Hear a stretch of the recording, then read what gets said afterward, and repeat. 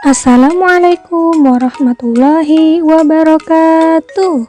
Selamat pagi anak solih-solihah. Bagaimana kabar kalian pagi ini? Semoga kita semua selalu berada dalam lindungan Allah Subhanahu wa Ta'ala. Amin. Hari ini kita akan belajar pelajaran Bahasa Indonesia tema 1, subtema 1, yaitu tentang ungkapan permintaan maaf. Baiklah, sebelum memulai pelajaran, mari kita bersama-sama membaca basmalah. Bismillahirrahmanirrahim. Contoh pertama, perhatikan dan simak dengan baik ya. Silmi meminjam kamera milik Maya untuk mengambil gambar pemandangan yang indah.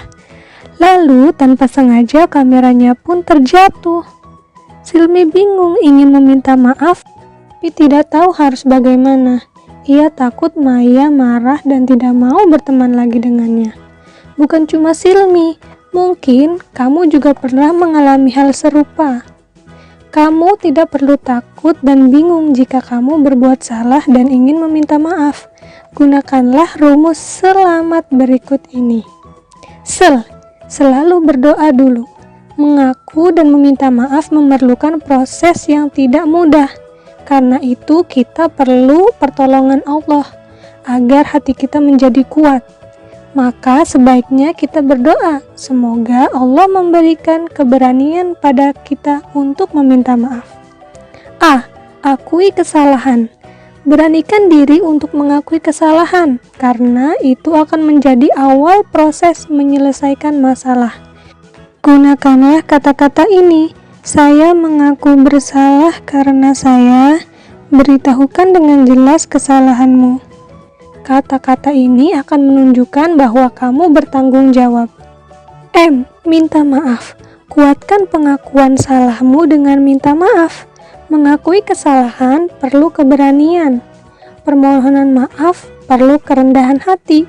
Orang sombong akan sulit meminta maaf. Akibatnya diterima. Setelah meminta maaf, belum berarti masalah selesai. Kamu tetap harus mempertanggungjawabkan akibat perbuatanmu. Seperti halnya Silmi, dia harus memperbaiki kamera Maya atau mengganti kamera Maya dengan yang baru. Ampunan dimohonkan. Nah, setelah selesai urusan dengan manusia, baru kamu meminta ampunan dari Allah Subhanahu wa Ta'ala. Allah tidak akan memberi ampunan jika urusan kita dengan manusia tidak diselesaikan. Tindakan diubah. Buktikan bahwa kamu serius meminta maaf, bukan hanya di mulut, tapi dalam tindakan nyata. Perlihatkan kesungguhan dalam memperbaiki diri. Nah, gunakan prinsip selamat ini ketika kamu melakukan kesalahan. Silmi sudah mempraktikkan rumus selamat ini kepada Maya. Ternyata setelah dilakukan dengan baik, Maya tidak marah seperti dugaannya. Sekarang kamera Maya sudah baik dan pertemanan mereka pun semakin baik. Contoh 2. Anak solih-solihah, coba kalian perhatikan gambar ini. Ya, dalam gambar tersebut kita dapat melihat seorang kakak dan adik yang sedang berebut mainan. Lalu ibunya datang untuk melerai mereka. Kakak dan adik tersebut menunjukkan sikap tidak rukun dalam keluarga.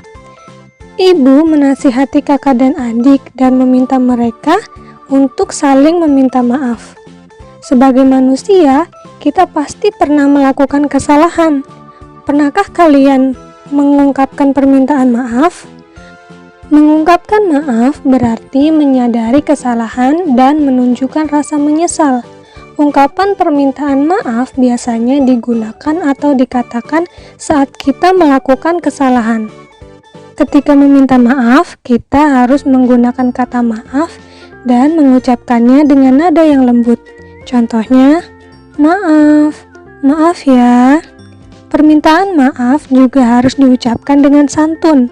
Tujuannya agar orang yang mendengarnya dapat menerima permohonan maafmu. Setelah permohonan maaf diterima, kita dapat menanggapinya dengan mengatakan terima kasih. Nah, berikut adalah cara menuliskan dan memperagakan ungkapan permintaan maaf. Yang pertama, permintaan maaf harus dilakukan dengan santun. Yang kedua, menggunakan kata maaf saat meminta maaf. Yang ketiga, meminta maaf harus dengan tulus dan bersungguh-sungguh. Dan yang terakhir, tidak melakukan kesalahan yang sama jika sudah meminta maaf. Ungkapan permintaan maaf sangat penting dalam kehidupan kita sehari-hari. Mengapa? Karena memiliki makna sebagai berikut. Makna yang pertama adalah sebuah penyesalan, yaitu mengungkapkan perasaan bersalah atas kesalahan yang telah kita buat. Makna yang kedua, menerima tanggung jawab. Artinya, dengan permohonan maaf menunjukkan bahwa kita siap untuk bertanggung jawab atas akibat dari kesalahan yang terjadi. Makna yang ketiga, meminta pengampunan. Tujuan permintaan maaf adalah diampuni kesalahan yang telah kita perbuat. Makna yang terakhir adalah tobat. Artinya, permohonan maaf yang kita sampaikan bukan hanya penyesalan, tetapi menunjukkan bahwa kita tak akan lagi mengulangi kesalahan yang telah dilakukan sebelumnya. Perhatikan contoh ungkapan permintaan maaf berikut. Denny membantu ibu menggantung jam dinding, tetapi kemudian jam tersebut terjatuh. Denny meminta maaf kepada ibu karena tidak sengaja menjatuhkan jam dindingnya. Ibu, maafkan Benny ya. Benny tidak sengaja menjatuhkan jam dindingnya. Iya, tidak apa-apa Benny. Lain kali kamu harus lebih berhati-hati ya. Kamu juga dapat melihat contoh ungkapan permintaan maaf pada buku halaman 14. Nah, baiklah anak soli dan solihah. Pelajaran bahasa Indonesia kita hari ini sampai di sini dulu ya. Mari kita akhiri dengan membaca hamdalah. Alhamdulillahirabbil alamin. Anak-anakku yang soli dan solihah, meminta maaf adalah perbuatan terpuji. Jika melakukan kesalahan, maka harus berani meminta maaf.